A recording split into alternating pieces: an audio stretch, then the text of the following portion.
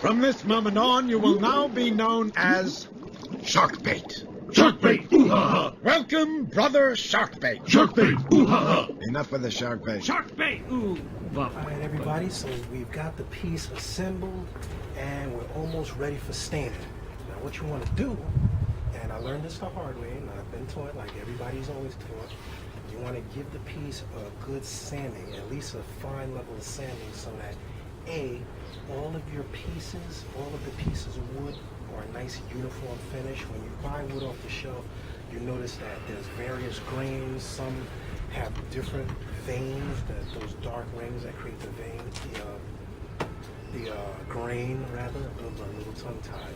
But you want to make sure that the grain and the finish gets a nice even sanding, so that when you go to put your stain on it, you get a nice uniform stain. Number two is you want to get rid of any sharp edges. I like to have nice smooth edges so that I can run my hand across. And what this does is down the road, as this is sitting in your house as a piece of furniture, you won't get nicks and burrs and eventually splinters. Once you get a nick and an edge, it eventually ends up being a splinter. You can get it in your finger, your kids, yourself, your clothes, whatever. So you want to take a fine finish sander. You know, you want to get a fine grit. This is, I don't remember the grain size, but I know this is a finishing pad, not a detail pad. And you can get these at Home Depot, Lowe's. Usually in the pads, they mark finishing, detailing, wearing, or whatever. So I want to take the finishing sander, and I want to go in one direction, from end to end. You don't want circles. You want to go from end to end, back to front, or front to back. Either way, you want to go with the grain, you know? End to end. I won't make you suffer through me doing this whole thing, but basically that's the gist of it. So on the edges, you want to go around the edges, not circles, but up, down, down, down. That'll give you a nice smooth finish. So I'll take you through one, and I won't make you suffer through the whole thing. So I'll give you an idea. Back to front. For the edges, down, down, down. You can run your hand straight across there with no burn.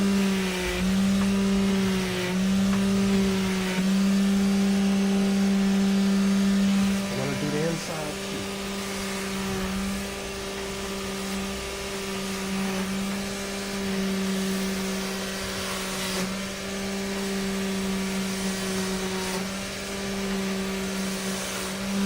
And it's pretty easy. It just takes time and patience.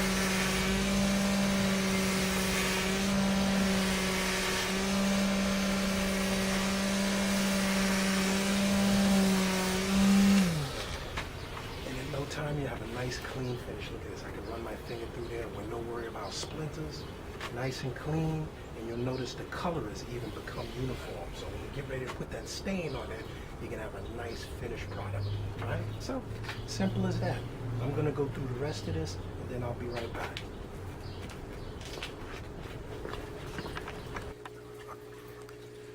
So here we are, people. We made some lovely progress. As you can see, that project is coming right along. Let's take a look at it here. You can see that I've done the sanding, and we got a nice clean product here. Not only did I get a lot of the burrs out, but I managed to get a nice smooth finish where you don't have a lot of dark areas and light areas. That's why it's important to sand it, you know. I learned as I go in years, you know. Like my old tank, you guys will recognize from my planted tank videos. I started that tank from laminate because laminate was cheap, and when you go to the store, you see his tank's made out of laminate. But believe me, after that tank, I've never used laminate again. So anyway, let's go over what I did. Like I said, I sanded it, got a nice smooth finish here, and I added a little compromise here. See, now I took under your I took your comments under heavy consideration, and from the genius and artist, Gene. Gene, you said you didn't want a door. So I did hear people that said they wanted to hide some stuff. And then I says, well, you want to make this project universal, so I got a little surprise for you. I was looking at some videos from the ADA Aquascapers and looking at some old footage from some other YouTubers, and I came up with this, and I think you'll like this, Gene. Here's a door. Boop, the door pops off. It's magnetically held on. How do you like that? Is that creative or what? So, I didn't put the doorknob on, but basically it slides in there and boom, magnetic seal. Now, how many Aquarius have you seen come up with that? And it's on there good. So, not only does that give you the functionality of being able to hide your stuff, but it also gives you a nice window if you do want to put like a 5.5. Like you'll see my tank here has a little 5.5 underneath. I use it for quarantine. I take plants out of the main tank, whatever you want to use it for. But it'll give you that option. I'll put a handle on here, a nice doorknob, which I got. And that avoids you having to do like this. I have to cut mines and finagle with it and whatnot. So if you want a door, you have a door. If you don't, you don't. Also, I left you enough room down here. Let me measure it here. I left you enough room down here that if you want to put a tank, you got clearance of about 18 inches to put another tank down there and have enough room for the lights. Now, to solve the storage and light problem is what I did. I put a shelf in here, but as you may notice, when the door is on, you don't see the shelf. So that's another piece. Let me get a closer zoom so you can see what I'm talking about here. Okay, so here's the door. The top edge of the door is hiding the shelf, but we can easily pop that off, and guess what? The shelf comes out. So I put little brackets up here to hold the shelf. So if you want a shelf, you got a shelf. If you don't want a shelf, then you got something that if somebody breaks in your house, you can whack them over the head with this. You know, this is a good weapon of mass destruction. But it easily goes right in. It slides in on a bracket. And you put it in, blank. And also what I did is, just in case you don't want to put a tank under here, and what you'll see, it just came out the back, I put an enclosement cover. This will enclose the rear portion of the tank. Let me zoom out real quick. This will help if I had my daughter assisting me, but she's busy watching YouTube. What are you going to do, kids nowadays? So basically, the rear of the tank is open. So if you need to do any work or need access to the back of the tank, you have it open. Now, I haven't decided for the electrical. I can put the electrical in one of two places, and I'm thinking of mounting it underneath the rear so that not only you'll have a drip, but the plugs will run upside down, so you'll never have to worry about water going in your outlets. How about that? Like I said, years of building aquariums and servicing aquariums, you get a little ideas to make your life easier, which is why take a good look at that old tank, because the more I work on other people's tanks, the more I realize I have to do mine over again. So this isn't permanently put in place.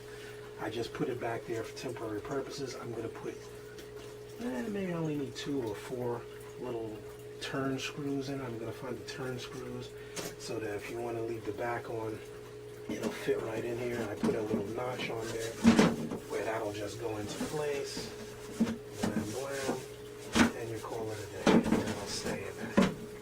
So that's that. Now, what we're going to do now is I'm going to put a video in there. You guys have to decide the finish. Now, I got some swatches.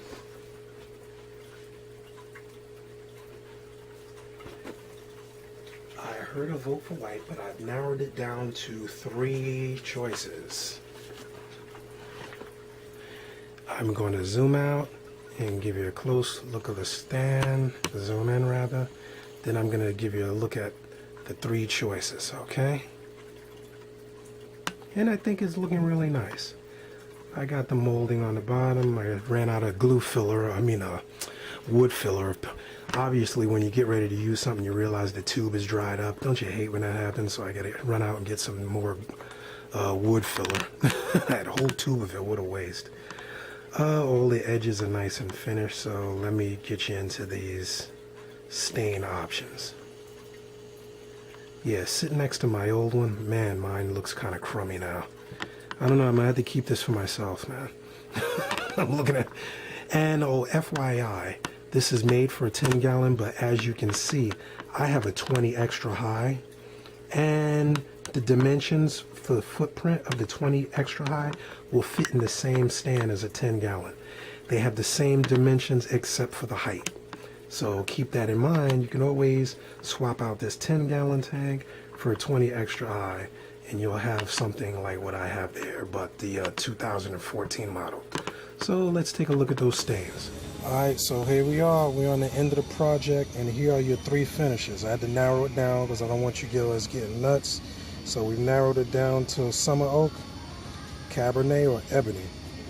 So let me know which one you want. Send me a vote. I'm leaning towards that Cabernet because you don't see it all the time. It's a good, nice, smooth finish.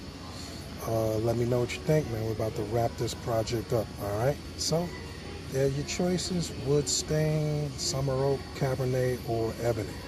All right, let me know. All right, this is D. Let me know. So there you are. There are your 3 options. You got to choose now. Let me know what you think. I'll be wrapping up this build real soon, and then you'll get to see the finished product. Not only will you get to see the finished product, but I'll let you know how you can get the opportunity to own the finished product. I'm going to put it up for bid on our auction at our Brooklyn Aquarium Society meeting, second Friday of the month in April, and you can come check it out, see what you want to see some other things. We got a great speaker who's going to discuss nano aquariums for you, nano aquarium enthusiasts out there. I think you'll like it. So until next time, check me out, D from Brooklyn Aquatics on Facebook.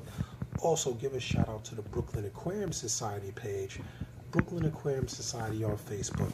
Look for the Brooklyn Aquarium Society logo and check us out. Also, you can check them out at basny.org. Alright, so until next time, this is D signing out. Keeping my sanity by keeping my aquariums, and keeping my aquariums to keep my sanity. Alright, see ya.